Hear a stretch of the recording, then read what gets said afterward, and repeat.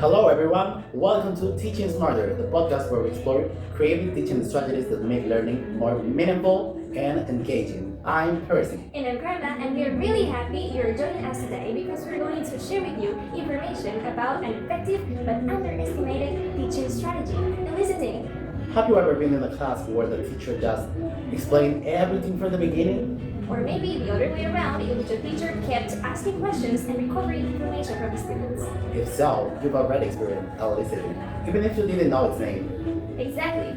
It is not only give the students all the information, but making them think about the answer. During today's episode, we'll answer 3 questions. First, what exactly is eliciting? Why is it a useful teaching strategy? And how can teachers use it effectively in the classroom? Of course, and we're also going to show you a little example about eliciting in the classroom. So, grab your headphones, relax, and let's discover why asking the right questions can be something more powerful than giving the right answers. Let's jump right in. Let's dive into this. What is eliciting? Eliciting is a teaching strategy in which a teacher encourages students to think and provide information about the topic. That's right. Teachers ask questions, show pictures, use gestures, or create situations where the students help the students to remember what they already know. Instead of saying, today we are going to learn about animals. A lion is a wild animal. A teacher might ask, can anyone name a wild animal? This way, students become active participants instead of passive listeners. Let's go deeper. Why do teachers use eliciting in the classroom? First, it is important because it makes the learning process easier for students because it lets them to connect the prior knowledge to the new information. Second, it increases participation. Instead of listening for an entire lesson, students interact, answer questions, or even make their own questions. It creates a more dynamic classroom. Of course, it is important, and also because it fosters critical thinking. It makes the student to analyze, to predict, to compare, and to give their own ideas. Another important advantage is motivation. When students discover an answer by themselves, they feel proud and more confident. It's much more satisfying than copying information from the board. Percy, and guess what? We don't only have one type of eliciting, we have different options, starting with gestures and mimes. In this kind of eliciting, in this option, you can mark the difference in the classroom. And also, asking open-ended questions, you give to the students more options to give their answers. Use and rely is another one, a very creative one, because you bring reality as much as possible from outdoors. Playing short games is another interesting option, giving clues instead of answers.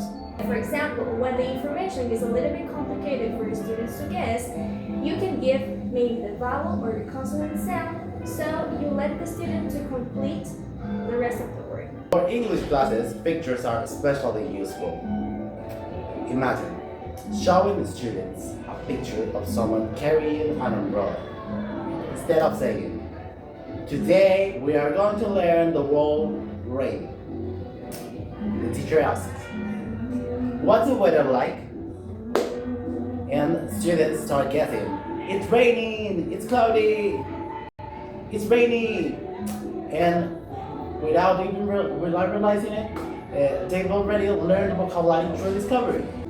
Now, we're giving you an example of a real presentation of what is eliciting. To better comprehension, we're going to make a little role play. So, let's start. I'm gonna be the teacher, and she's gonna be my student. Good morning, students! Good morning, teacher. Okay, I'm going to show you a picture. What can you see in the picture? Oh, that's a boy. Yes, of course, it's a boy. And what is the boy doing? And what is he like? He's angry. He's angry, very good. The boy is angry. So, what do you think is the topic for today? Emotions? Very good. The topic is let's control our emotions. Perfect. Hey! Okay, if you don't notice that I've never announced the topic before guiding the students to answer it, to guess what could be the topic, that's eliciting. And that's the beauty of eliciting because we make students be part of the lesson from the very beginning. Before we move to our conclusion, we're going to give you some tips in order to apply this eliciting in your classroom. First, ask clear and simple questions. Second, give the students enough time for thinking. Third, accept different answers before correcting mistakes.